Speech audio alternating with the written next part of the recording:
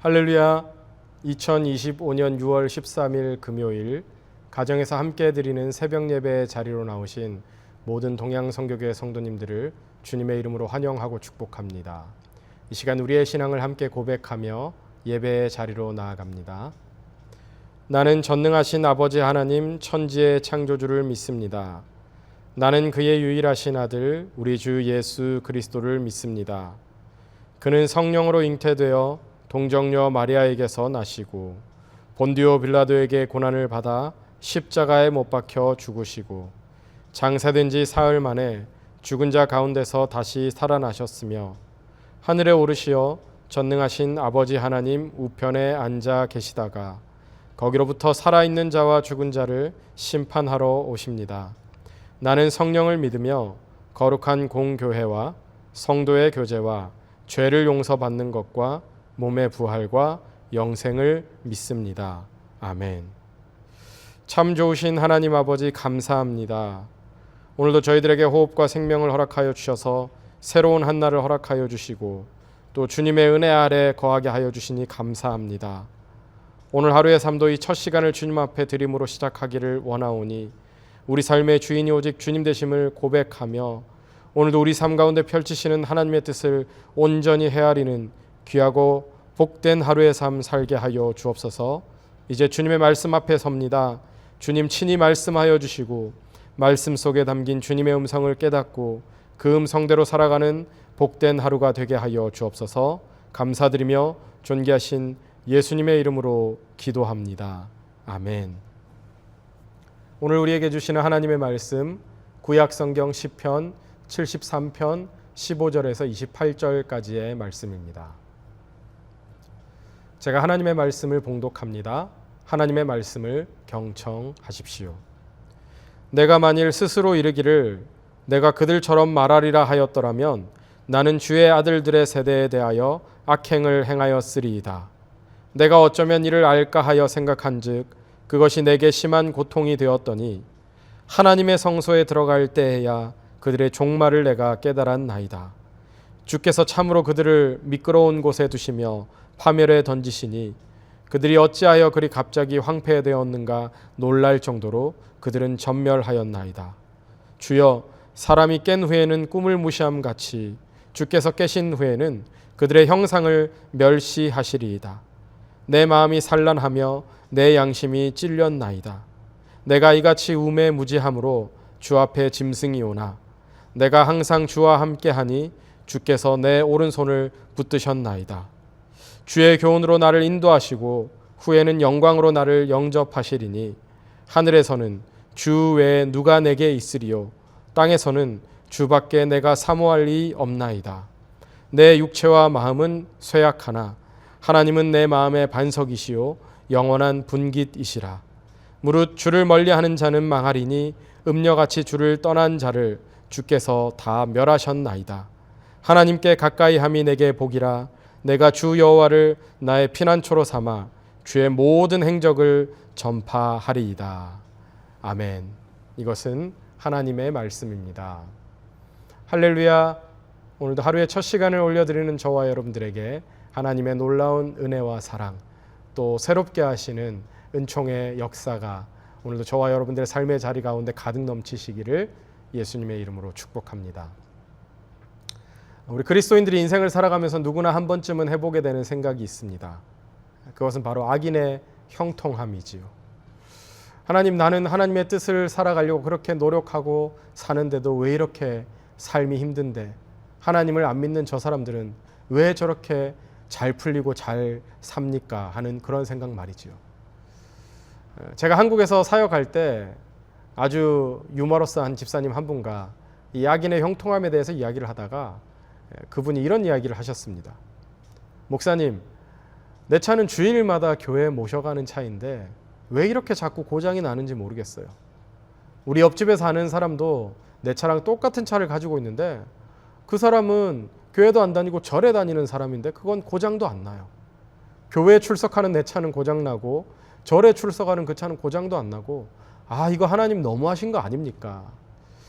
이 집사님이 워낙에 농담도 잘하시고 유머러스한 분이시라 이 악인의 형통함에 대해서 궁금한 것을 이렇게 표현을 하셨지만 사실 신앙생활을 하다 보면 우리 마음속에 크고 작은 이런 의문들이 생길 때가 참 많이 있죠. 하나님, 이게 맞는 겁니까? 하나님, 도대체 왜 이런 일이 저에게 일어나는 겁니까? 왜냐하면 현재 우리가 사는 세상은 참 모순되고 답답하고 억울한 일들이 수없이 많이 일어나기 때문에 그렇습니다. 때로는 전혀 이해가 안 되는 일도 일어나죠. 악한 일을 저지른 사람이 벌을 받지 않는 때도 있고, 또 악한 짓을 한 사람임에도 불구하고 계속해서 더 높은 사회 지위를 유지하는 일도 있습니다. 우리는 분명 예수님을 잘 믿으면 형통하게 된다고 믿었는데, 하나님의 뜻을 따라 사는 사람은 고난받고 오히려 악인들이 승승장구하는 이런 사회 현상을 볼 때마다, 아니, 공의의 하나님께서는 왜 저들을 벌하시지 않는가라는 의문이 계속해서 생기는 것이지요. 이렇게 이 세상에서 하나님을 믿으며 산다는 게 결코 쉬운 일이 아닙니다. 솔직히 말하면 하나님이 없다고 생각하며 사는 사람들이 더 편하게 사는 것처럼 보일 때가 참 많지요. 우리는 그들과 똑같은 세상살이도 해야 되는데, 또 하나님 나라를 위해서 내세도 준비해야 되고, 좋게 말하면 대단하다고 하지만 솔직히 말하면 고달픈 것이 우리 현실의 삶입니다. 오늘 본문이 포함되어 있는 이 시편 73편의 저자 아삽도 똑같은 고민으로 그 마음이 흔들렸던 것이죠. 그 믿음이 흔들렸던 것이죠. 아삽이 어떤 사람이었습니까? 성전에서 찬양을 인도하는 자였고 다윗 왕과 함께 예배를 섬긴 리더였습니다. 그러던 그가 어느 날 악인의 형통함을 보고 그만 깊은 시험에 들게 되었던 겁니다. 왜 하나님을 잘 섬기는 나보다도 저렇게 자기 마음대로 살아가는, 저렇게 악행을 행하는 저 악인들이 더 잘 사는 것입니까? 하나님을 믿는 저는 사는 게 이렇게 고달픈데 왜 저 악인들은 저렇게 고민 하나 없이 행복하게 저렇게 살 수 있습니까? 그러한 고민을 하면서 내가 이렇게 열심히 신앙생활 하는 것이 나에게 무슨 의미가 있는가? 그렇게 악인이 형통하고 의인이 고난받고 재앙당하는 그 모습을 본 후 아삽은 이 문제를 놓고 계속해서 고민하기 시작했습니다. 이런 고민이 사실 성경 전체를 꿰뚫는 주제이기도 합니다. 우리가 잘 아시듯 욥기에서 욥은 자신의 고난에 대해서 어떻게 의인이 고난받고 악인이 형통할 수가 있습니까? 라고 하는 하나님께 따져 묻듯이 질문을 던지지 않습니까? 예레미야도 마찬가지죠. 탄식합니다. 악인의 길이 형통한 것이 어찌 됨입니까? 라고 그렇게 탄식하죠. 구약뿐만 아니라 신약에서도 바울이 고린도후서에서 우리 그리스도인들, 고난받는 그리스도인들을 향해서 이렇게 얘기하지 않습니까? 우리가 사방으로 우겨쌈을 당해도 쌓이지 아니하고 답답한 일을 당해도 낙심하지 아니한다라고 말하지만, 이것은 결국 고난받는 그 성도의 삶을 묘사하는 것이죠. 결국 성경은 하나님의 백성들이 이 세상의 불공평함 앞에서 의문을 가질 수 있다라는 그런 사실을 숨기지 않고 오히려 정직하게 드러내고 있는 것입니다. 한 목사님이 이런 간증을 하셨어요. 젊은 시절 친구들과 함께 신학을 공부하는데 그 중에 한 친구는 중간에 포기하고 목회를 포기하고 세상으로 나가서 사업을 하기 시작했습니다. 그러다 보니 사업을 하는 그 친구는 교회도 거의 가지 않게 되고 신앙을 거의 다 잃어버리고, 그런데 사업은 너무 잘 돼서 큰 집과 좋은 차를 타며 살게 되었습니다. 반면에 어려운 환경 가운데서 끝까지 주의 일을 위해 신학을 다 공부하고 목사 안수를 받고 목회를 하던 이 목사님은 개척교회에서 힘겹게 사역하며 겨우겨우 하루하루를 버텼습니다. 그렇게 버티는 것이 너무 힘들었던 이 목사님이 어느 날 하나님께 이렇게 기도를 하셨다고 합니다. 하나님, 저 친구는 하나님을 떠났는데도 왜 저렇게 잘 되게 하십니까? 저는 주님 위해서 살고 있는데 왜 이렇게 어렵습니까? 그 기도의 끝에서 이런 음성을 들었다고 목사님이 간증을 하시더라고요. 나는 그를 기다리고 있고 너는 나와 함께 걷고 있다. 이 한 문장이 모든 것을 설명해 주는 것이지요. 하나님은 죄인을 기다리시고 의인과는 함께 걷고 계신다라는 겁니다. 여기에서 우리가 기억해야 될 신학적 개념이 바로 지연된 심판이라는 겁니다. 사실 악인의 형통함이 그저 하나님이 방관하시는 것이 아니라 하나님이 모든 것을 즉시 심판하시지 않으실 뿐이라는 거죠. 베드로후서 3장 9절은 이렇게 말합니다. 주의 약속은 어떤 이들이 더디다고 생각하는 것 같이 더딘 것이 아니라 오직 그 사람들에 대해서 오래 참으시고 아무도 멸망하지 않고 다 회개하게 이르시기를 원하시는 하나님의 마음이라는 거죠. 지금에서의 우리가 이런 신학적인 것을 가지고 알 수 있지만 이 악인이 형통하는 이유가 하나님이 무기력해서가 아니고 회개할 기회를 주시기 때문이라는 거예요. 그래서 하나님의 심판은 더디게 오는 것처럼 보이지만 결코 잊혀진 것이 아니라는 겁니다.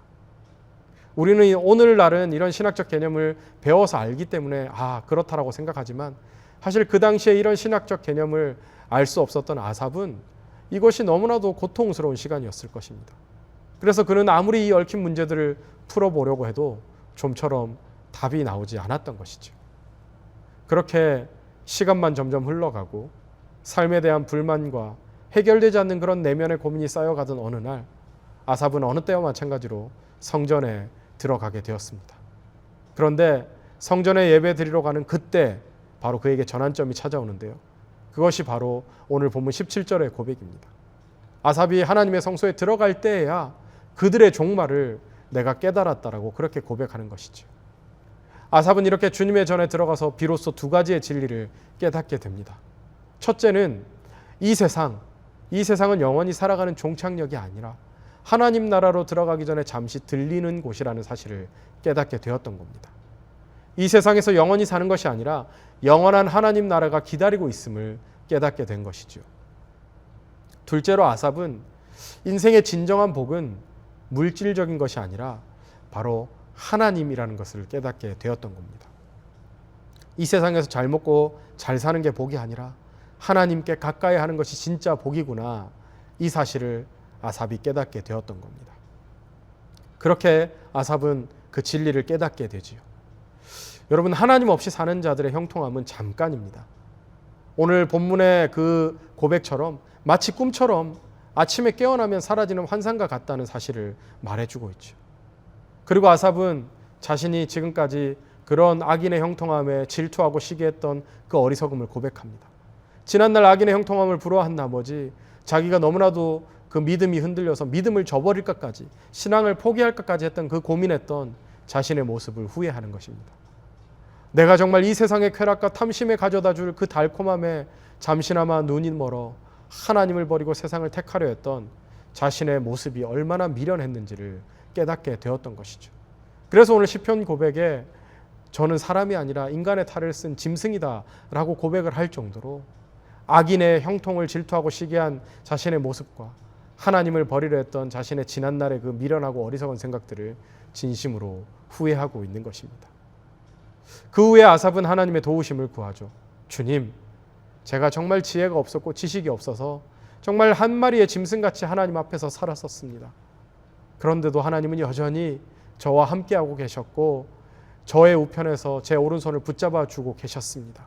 하나님, 제가 그동안 그렇게 미련하게 생각했지만 이제부터는 정말 주님의 교훈으로 저를 가르치시고 제가 어떻게 살아야 하는지를 주님의 말씀으로 인도해 주십시오. 그래서 주님께서 나를 주님의 영광에 다시 한번 참여시켜 주시기를 바랍니다. 그렇게 하시기를 믿습니다. 그렇게 아삽은 지난날 하나님을 버리고 세상의 부와 명예를 쫓아 살아가려고 했던 자신의 모습을 뉘우치면서 이제는 하나님의 교훈으로 인도받는 삶을 살겠다고 그렇게 결단한 것이죠. 어찌 보면 이런 신학적 개념도 모르는 상태에서 이것을 깨우친 아삽이 얼마나 대단한지 모르겠습니다. 비온 후 땅이 더 굳어지듯이 악인의 형통함과 의인의 고통당하는 이 일에 대하여 오랜 세월 씨름하고 고민하던 아삽은 그 신앙이 더욱 단단해진 것이죠. 물론 그렇다고 해서 그의 상황이 이 고백 이후에 완전히 싸그리 바뀐 것이 아닙니다. 상황은 달라진 것이 하나도 없어요. 여전히 악인들은 돈도 잘 벌고 잘 먹고 잘 살고 있는 것이죠.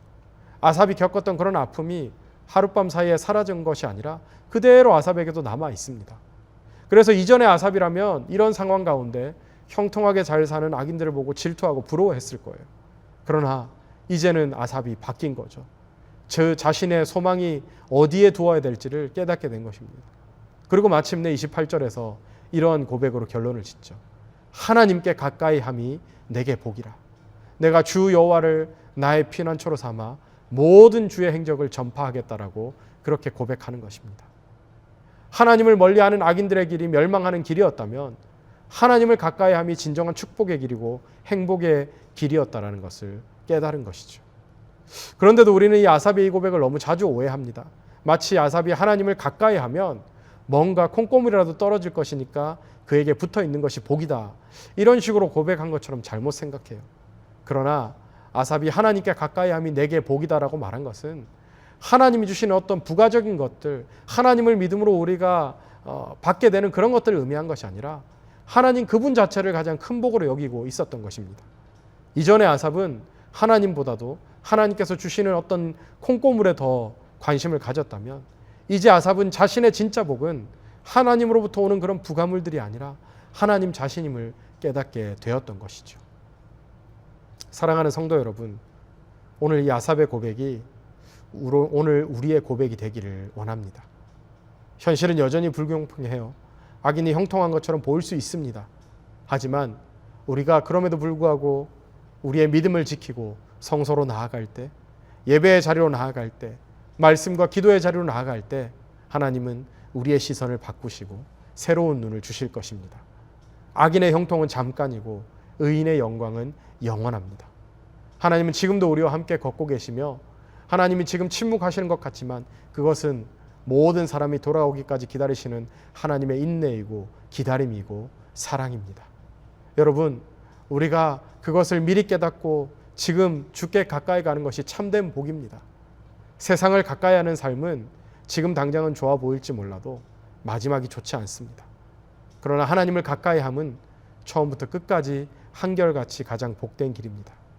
아삽이 시험 들었을 때처럼 주변 사람들과 내 삶을 비교하며 살아가는 그런 어리석음에 빠지지 아니하고 오로지 복의 근원이 되시는 하나님 아버지만을 섬기면서 주님만이 우리의 피난처가 되심을 고백하고 날마다 우리 주님과 동행하며 살아가는 오늘 하루 저와 여러분들의 복된 삶이 될 수 있기를 예수님의 이름으로 축복합니다.